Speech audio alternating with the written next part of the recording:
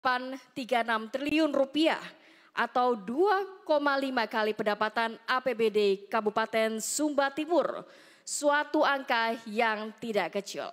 Bapak-bapak, pertanyaannya, jika paslon Anda kelak terpilih menjadi Bupati dan Wakil Bupati Kabupaten Sumba Timur, langkah konkret apa yang dilakukan untuk mengurangi ketergantungan ekonomi terhadap daerah lain dan sekaligus untuk meningkatkan kemandirian ekonomi Kabupaten Sumba Timur?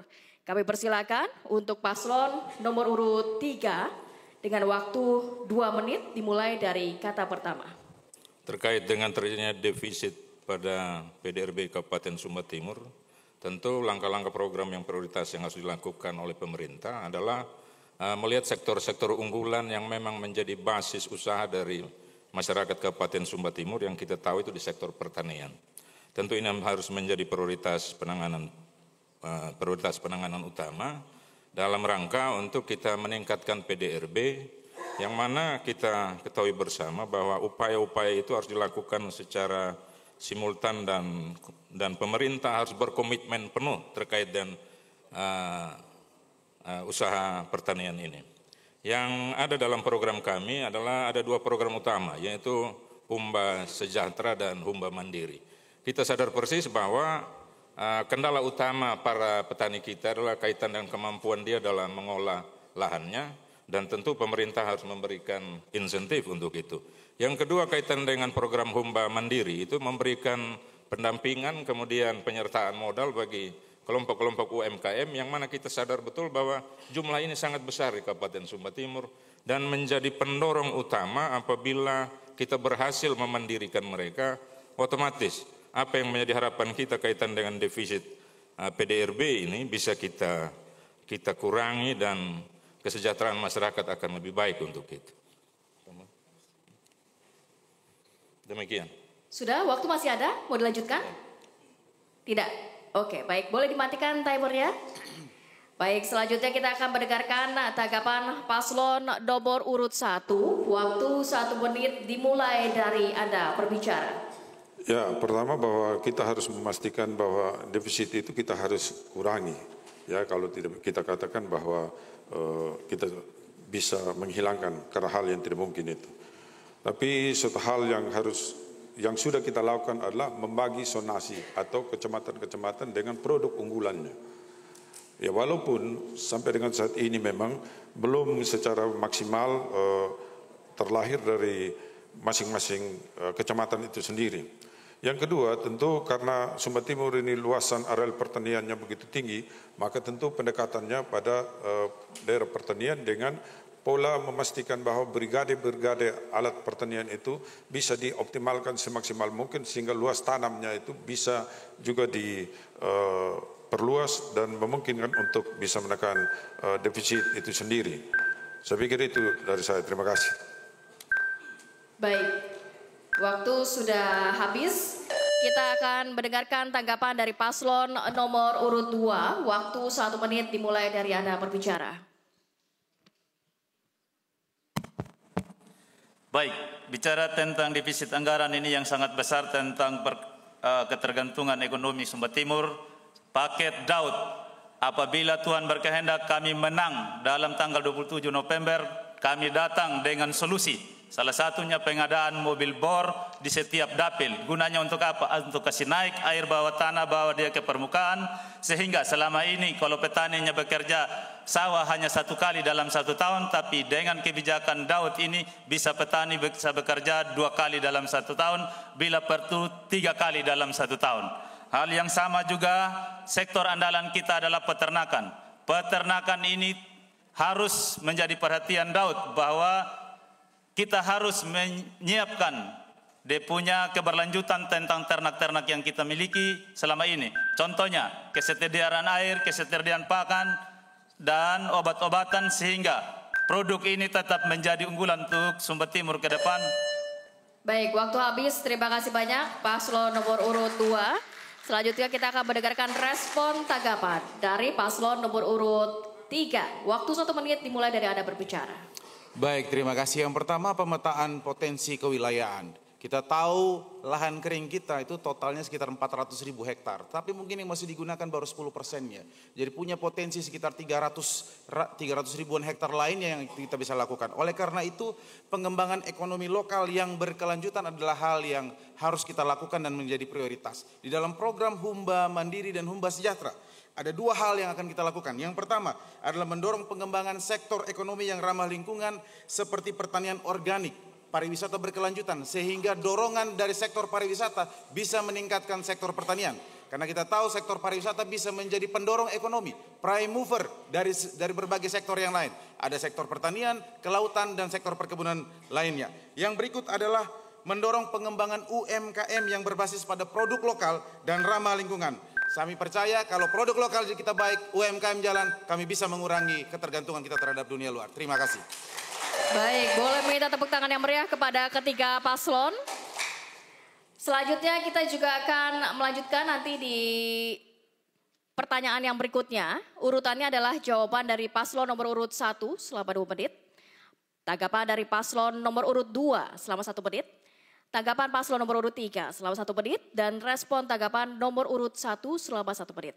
Baik, kami mohon izin untuk Bapak panelis untuk mengambil pertanyaan. Kita lihat subtema apa yang akan diambil. Masih tersisa 2 lagi nih yang belum.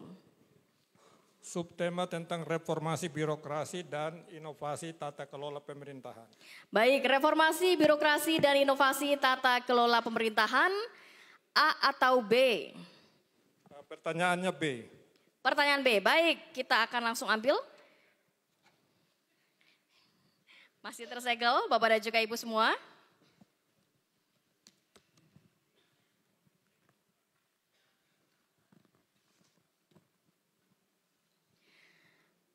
Subtema reformasi birokrasi dan inovasi tata kelola pemerintahan. Salah satu indikator dari reformasi birokrasi yang berhasil, yakni adalah terciptanya tata kelola pemerintahan yang baik atau good governance. Dan salah satu faktor penentu dari keberhasilan reformasi birokrasi adalah adanya dukungan masyarakat, yakni berupa partisipasi masyarakat dan juga sistem kontrol dari berbagai unsur atau komponen masyarakat. Pertanyaannya, Bapak-Bapak, jika paslon Anda kelak terpilih menjadi Bupati dan Wakil Bupati Kabupaten Sumba Timur, apa komitmen dan langkah strategis paslon untuk mewujudkan reformasi birokrasi yang dapat mewujudkan tata kelola pemerintahan yang baik, sekaligus dapat mendorong dan juga meningkatkan partisipasi dan kontrol dari berbagai elemen masyarakat tersebut? Kami persilakan untuk paslon nomor urut 1 menjawab selama 2 menit. Waktu dimulai saat Anda berbicara. Ya, ketika kita berbicara tentang good governance atau kepemerintahan yang baik, ada 3 pilar dalamnya. Pertama pemerintah, 2 dunia usaha, dan yang ketiga masyarakat sipil. Dari ketiga tersebut itu tidak ada yang menjadi subordinat di antaranya. Harus bersinergi, harus berkolaborasi di antara tiganya. Tetapi yang perlu kita tahu, kehadiran pemerintah, dia mempunyai the legitimate coercive power. Dia punya kekuasaan untuk memaksa untuk warga negara untuk mentaatinya. Disinilah peran pemerintah. Oleh karena itu, KPFR dalam kepemimpinan 5 tahun ke depan tentu akan melanjutkan berbagai praktek-praktek yang sudah dilakukan dalam 3,5 tahun. Dan itu sudah terbukti. Ketika dalam periode yang pendek, persoalannya banyak, sumber daya yang sedikit, kita mampu untuk melakukan inovasi-inovasi. Dan kita mendapatkan penghargaan 3 tahun berturut-turut, 2021, 2022, 2023, sebagai kabupaten paling inovatif. Dan indeks inovatif kita sekarang ini mencapai 68, sangat inovatif daerah ini. Oleh karena itu, saya pikir ke depannya kita harus melakukan berbagai terobosan-terobosan yang memungkinkan lagi inovasi yang sudah kita hadirkan itu bisa memungkinkan lagi diperbanyak untuk menjawab berbagai persoalan-persoalan dalam layanan publik tentunya. Saya pikir ini yang saya bisa sampaikan, mungkin bisa ditambahkan oleh Pak Franky Rahman. Silakan. Baik, transparansi dalam pemerintahan itu menjadi salah satu gaya dan pola kepemimpinan yang bisa dibangun jika Tuhan berkenan. E-controlling adalah salah satu digitalisasi dalam kita mengembangkan pemerintahan yang modern. Dan ke depan itu menjadi salah satu alat kontrol yang memudahkan kita, pemerintah, pemimpin maupun masyarakat untuk bisa melihat apa yang digambarkan oleh pemerintah dalam menjawab kebutuhan-kebutuhan masyarakat. Terima kasih untuk kesempatan.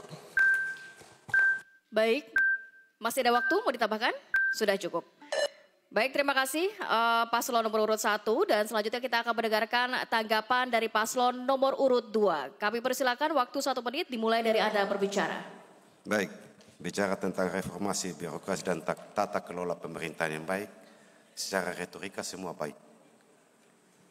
Mental yang sangat perlu kita bisa terapkan, baik itu pejabat, baik pun staf yang ada sampai di bawah, supaya ada kerja yang bersih, kerja yang efektif, transparan, dapat dipertanggungjawabkan dan dapat dibuktikan. Seperti kita melakukan program kegiatan, secara administrasi bisa dipertanggungjawabkan, tapi secara kemanusiaan belum tentu bisa dipertanggungjawabkan apakah dampaknya untuk masyarakat sipil yang ada di Kabupaten Sumba Timur ini. Ini yang menjadi beban kita selama ini. Pemerintah itu berjalan seefektif mungkin, ya, tapi yang menjadi dampak untuk masyarakat ini yang perlu kita tingkatkan. Keberhasilan pemerintah dalam mengelola pemerintahan yang baik untuk sejahteranya masyarakat Sumba Timur lebih baik ke depan. Baik, waktu masih ada? Mau dilanjutkan? Cukup. Baik, selanjutnya kita akan mendengarkan tanggapan dari paslon nomor urut 3. Waktu 1 menit dimulai dari Anda berbicara. Paket ULPIH dalam program reformasi birokrasi, ini dalam program prioritas kami sudah tuangkan dalam Humba Mengabdi. Artinya jika kita ingin meningkatkan pelayanan kepada masyarakat, tentu gerbang utama kita adalah birokrasi.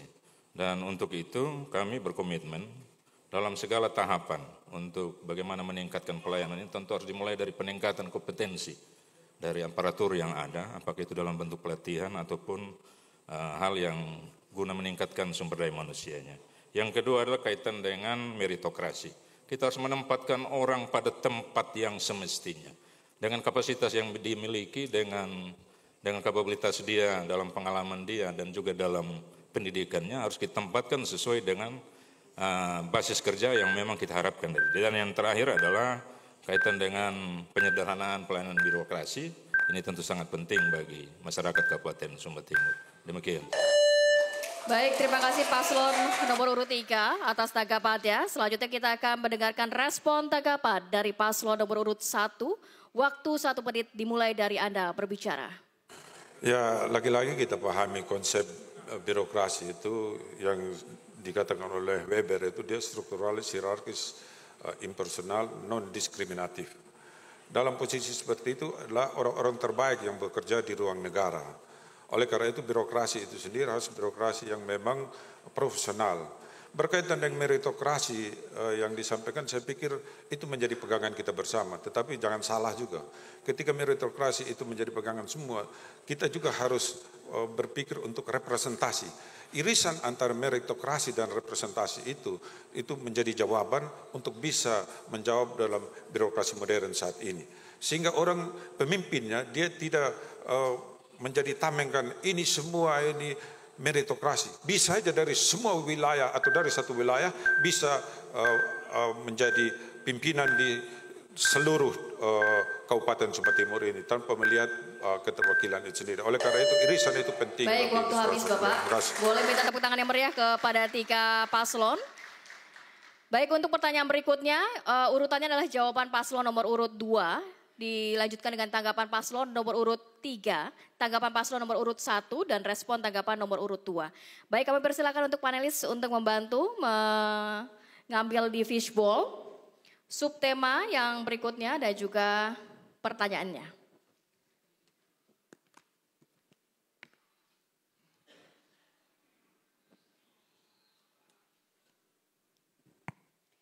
Subtema mitigasi bencana serta bantuan sosial yang berkeadilan. Baik, mitigasi bencana serta bantuan sosial yang berkeadilan. B. Baik B. Selanjutnya kita ambil mitigasi bencana serta bantuan sosial yang berkeadilan. Bapak dan Ibu, disclaimer masih belum terbuka amplopnya ya.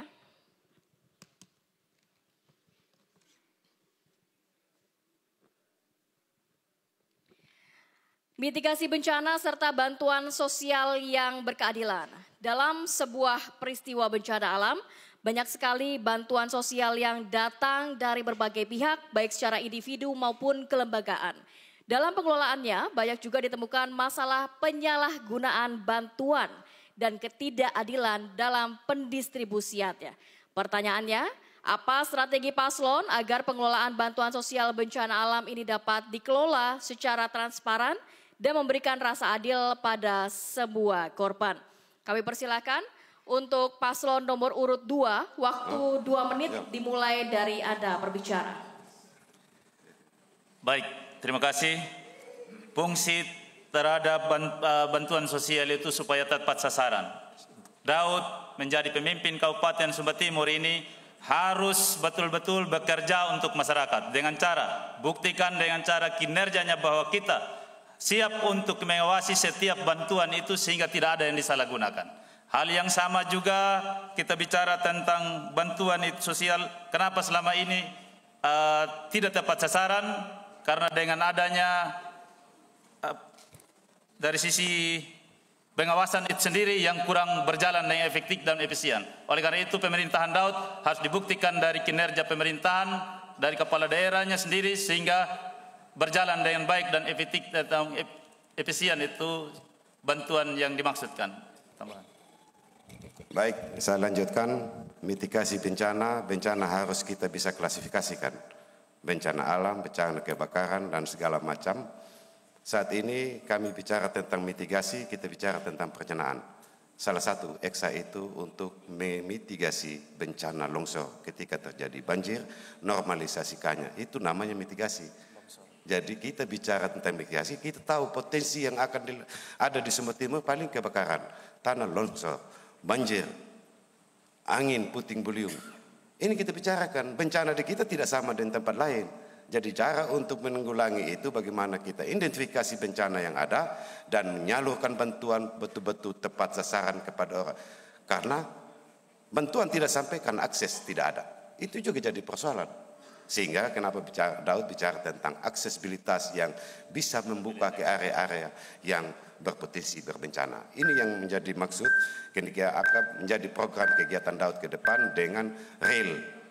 Bicara tentang pengadaan dan sumur bor, pengadaan EXA dan lain sebagainya. Baik, waktu sudah habis Bapak. Oke, kita akan mendengarkan tanggapan dari paslon nomor urut 3. Waktu 1 menit dimulai dari Anda berbicara. Baik, ULP dan YH berkomitmen untuk melakukan transparansi data berkaitan dengan bantuan sosial. Karena bantuan sosial yang transparan dan berkeadilan itu pasti adalah hal yang wajib. Kami tidak boleh mengambil keuntungan dari problema atau musibah orang lain. Oleh karena itu ada beberapa langkah konkret yang akan kita lakukan. Yang pertama adalah pemetaan dan identifikasi penerima bantuan yang akurat. Yang kedua, transparansi dalam proses distribusi. Yang ketiga, partisipasi masyarakat dalam pengawasan. Masyarakat perlu dilibatkan supaya bisa tahu dan tepat sasaran. Yang keempat, penyediaan bantuan yang beragam dan tepat guna dan tepat sasaran. Yang terakhir, menghindari penyalahgunaan dan korupsi. Kami tahu ada banyak penyalahgunaan seperti yang tadi dikategorikan beras bansos itu disalahgunakan. Oleh karena itu, pengawasan kami sebagai bupati dan wakil bupati harus turut serta mengawasi segala sektor sehingga bantuannya tepat sasaran dan bisa dirasakan oleh masyarakat Kabupaten Sumba Timur secara baik dan adil. Baik. Waktu sudah habis. Selanjutnya kita akan mendengarkan tanggapan dari paslon nomor urut 1. Waktu 1 menit dimulai dari Anda berbicara. Pengalaman itu adalah guru yang paling baik. Kita sudah berpengalaman untuk memitigasi bencana, Seroja, Belalang, dan berbagai bencana lainnya. Dan itu terbukti clear, tidak ada persoalan. Dan kita bisa menyelesaikan. Dalam memberikan bantuan itu tidak hanya cukup dengan niat baik. Karena niat baik saja tidak cukup. Kita harus mulai dengan data yang benar. Data yang benar diolah menjadi informasi. Informasi itulah menjadi landasan kebijakan kita untuk melakukan berbagai strategi untuk memberikan bantuan tersebut. Sekarang ini ada El Nino. Kita El Nino, apa yang dikerjakan oleh pemerintah saat ini, Bapak Ibu saudara-saudara sekalian, kita melakukan berbagai hal, terobosan, pipanisasi, pompanisasi, bekerja sama dengan TNI untuk bagaimana sesungguhnya mengidentifikasi berbagai petani milenial dan berbagai stakeholder lainnya yang ada di Sumba Timur ini untuk bagaimana memitigasi bencana yang sedang terjadi. Saya pikir itu dari KPFR. Terima kasih.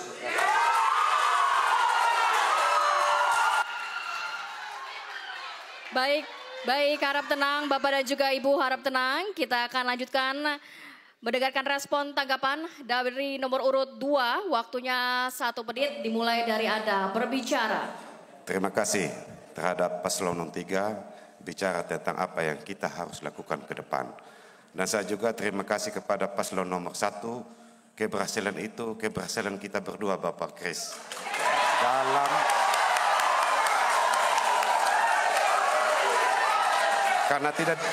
Karena tidak bisa dipungkiri, hari ini yang menjabat adalah Christopher Praing dan David Melowadu.